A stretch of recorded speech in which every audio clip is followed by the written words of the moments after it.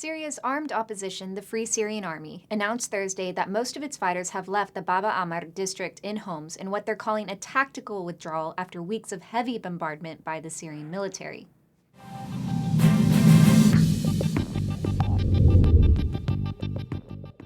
This would not mark the first time the FSA has been forced to make a tactical retreat. When Syrian forces cracked down in the Damascus suburbs in late January after Arab League monitors withdrew, FSA rebels drew down their forces, and Syrian forces regained enough bandwidth to launch the ongoing crackdown in Homs. The rebels have since been waiting for another opening to reassume their positions in the Damascus suburbs.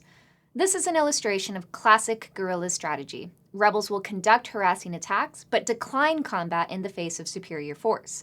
The rebels' main aim is not to hold territory, but to survive. By not being defeated, the rebel can still claim that he is winning. But the situation is also not that simple. A low-level insurgency that does not prompt foreign intervention can still be contained, and that's exactly what the regime is hoping for in making an example out of Baba Ammar. If the rebels are able to retreat in the face of massive resistance and reclaim their positions, however, the regime cannot accurately claim success in its crackdowns. This is what we need to watch for moving forward, whether the FSA can keep the chase going and systematically reclaim their former positions and previous offensives as soon as the regime's eyes are off of them. But the Syrian regime, along with its backers in Iran, are intensely watching the potential foreign backers of the opposition to gauge their next moves. Covert assistance to the rebels poses a significant challenge to the regime, but the foreign backers themselves do not appear any closer to carrying out a military intervention on humanitarian grounds. As long as this conflict is defined by strongly worded condemnations out of the UN Security Council, the regime will continue to take calculated risks in its crackdowns in the hopes of driving the resistance underground. Ironically, even some of these strongly worded statements can work against the opposition.